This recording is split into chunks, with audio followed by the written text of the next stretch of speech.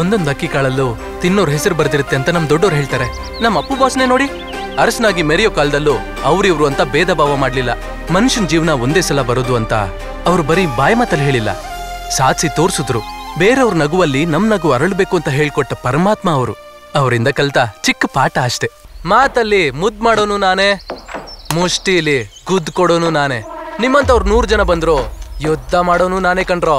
ಮೊದಲನೇ ರಾಗ, ಮೊದಲನೇ ತಾಳ, ಮೊದಲನೇ ಮೇಳ, ಯಾವುದೇ ರಂಗದಲ್ಲೂ ಹೊಸದಾಗಿ ಬಂದಾದ್ಮೇಲೆ ಕಣೋ ಹಳಬರಾಗೋದು. ನಿಮ್ಮಂತವ್ರನ್ನ ನೋಡಿ ಹೆದರ್ಕೊಂಡು ಹೋಗೋ ಮಾತೇ ಇಲ್ಲ ಕಣ್ರೋ. ಇಲ್ಲಿವರೆಗೂ ಬಂದಿದ್ದೀನಿ ಅಂದ್ಮೇಲೆ ಇಲ್ಲೇ ನಿಲ್ತೀನಿ. ನಾವ್ ಅನ್ಕೊಂಡಂತೆ ಬದುಕಿರಲ್ಲ, ಅದೊಂಥರ ಸಮುದ್ರದ ಅಲೆಗಳಿದ್ದ ಹಾಗೆ. ಏರು ಪೇರು ಎಲ್ಲ ಇದ್ದೇ ಇರತ್ತೆ. ಕೆಲವು ಸಲ ಪರಿಸ್ಥಿತಿ ವಿಕೋಪಕ್ಕೆ ಹೋದಾಗ ಆ ಸಮಯದಲ್ಲಿ ನಾವು ಸರಿಯಾದ ನಿರ್ಧಾರ ತಗೊಳ್ದೆ ಹೋದ್ರೆ ಅಪಾಯನ ಎದುರಿಸ್ಬೇಕಾಗತ್ತೆ. ಅಂಥ ಸಮಯದಲ್ಲಿ ನಾವು ಕಲ್ತಿರೋ ವಿದ್ಯೆಗಿಂತ ನಾವು ತಿಳ್ಕೊಂಡಿರೋ ಸಾಮಾನ್ಯ ಜ್ಞಾನ ನಮಗ್ ತುಂಬಾ ಸಹಾಯ ಮಾಡತ್ತೆ. ಗಾಯದ ವ್ಯಕ್ತಿ ಎದುರಿಗೆ ಬಂದಾಗ ಡಾಕ್ಟ್ರು ಮಾಡೋ ಮೊದಲು ಕೆಲಸ ಏನ್ ಗೊತ್ತಾ? ಗಾಯದಾಳ ಎಷ್ಟಿದೆ ಅಂತ ನೋಡ್ತಾರೆ, ಚೆನ್ನಾಗಿ ಕ್ಲೀನ್ ಮಾಡ್ತಾರೆ. ಆಮೇಲೇನೆ ಔಷಧಿ, ಟ್ರೀಟ್ಮೆಂಟು, ಹೊಲಿಗೆ ಎಲ್ಲ ಮಾಡೋದು.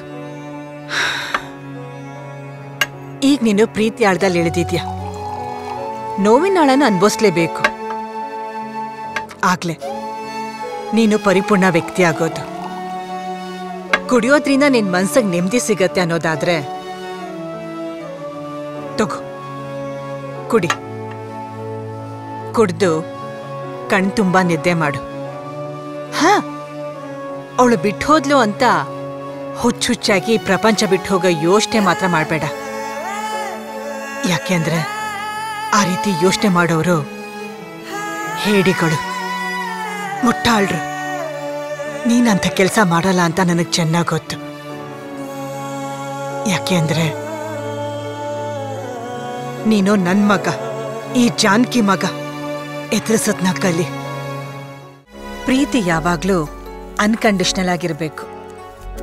ಆಗ್ಲೇ ಅದಕ್ಕೊಂದು ಪರಿಶುದ್ಧವಾದ ಸ್ಥಾನ ಸಿಗೋದು. ಮಗ ಹೊರಗಡೆ ಹೋಗಿ ಕುಡ್ದು ರಸ್ತೆ ಮಧ್ಯೆ ಬಿದ್ದು ಜನ ನೋಡಿ ನಿನ್ ಫ್ರೆಂಡ್ಸಿಗೆ ಫೋನ್ ಮಾಡಿ ನಿನ್ ಫ್ರೆಂಡ್ಸ್ ಇಲ್ಲಿ ಕರ್ಕೊಂಬರ್ಬೇಕಾದ್ರೆ ಅಕ್ಕಪಕ್ಕದವ್ರು ನೋಡಿ ನಗೋದ್ಕಿಂತ ಬೆಳೆದ ಮಗ ಹಾಳಾಗೋಗೋದಿದ್ರೆ 4 ಗೋಡೆ ಮಧ್ಯೆನೇ ಆಗ್ಲಿ ಅನ್ನೋ ಯೋಚನೆ ಅಷ್ಟೆ. ಹಾ, ನಿಜ. 4 ಗಂಡಸರು ನನ್ನನ್ನ ಕೆಟ್ಟದಾಗಿ ನೋಡ್ತಾರೆ.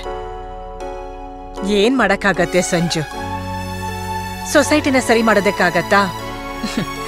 ನಮ್ಮ ನಾವೇ ಸರಿ ಮಾಡ್ಕೋಬೇಕಷ್ಟೆ. ಬಸವಣ್ಣವ್ರು ಹೇಳಿಲ್ವಾ, ಲೋಕದ ಡೊಂಕು ನೀವೇಕೆ ತಿದ್ದುವಿರಿ, ನಿಮ್ಮ ತನುವ ಸಂತೈಸಿಕೊಳ್ಳಿ, ನಿಮ್ಮ ಮನುವ ಸಂತೈಸಿಕೊಳ್ಳಿ ಅಂತ. ಅಷ್ಟೆ. ಎಲ್ರು ಬದುಕಲು ಇಂಥ ದಿನಗಳು ಬರತ್ತೆ.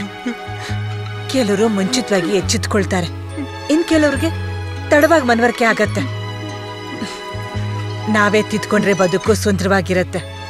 ಬದುಕು ನಮಗ್ ಪಾಠ ಕಲ್ಸಿದ್ರೆ ಅದನ್ನ ಅರ್ಥ ಮಾಡ್ಕೊಳ್ಳೋಷ್ಟ್ರಲ್ಲಿ ಅರ್ಧ ಬದುಕೇ ಮುಗ್ದೋಗಿರತ್ತೆ. ಹಾ, ನೋಡು ಸಂಜು, ಅವಳು ನಿನ್ನ ಬಿಟ್ಟು ಹೋಗಿದ್ದಾಳಂದ್ರೆ ಅವಳಿಗೆ ನಿನ್ ಜೊತೆ ಇರೋ ಯೋಗ್ಯತೆ ಇಲ್ಲ ಅಂತ. ನಿನಗೆ ಅಂತಾನೆ ಇನ್ಯಾರೋ ಎಲ್ಲೋ ಇದ್ದಾಳೆ ಅಂತ. ಖಂಡಿತ ಅವಳು ನಿನಗೆ ಸಿಗ್ತಾಳೆ. ಅವಳು ಸಿಕ್ತಾಗ ಅವಳನ್ನ ಪ್ರೀತಿ ಮಾಡು. ಅವಳನ್ನ ಪ್ರೀತಿ ಮಾಡುವಾಗ ಈ ಅಮ್ಮನ್ ಮರಿಬೇಡ.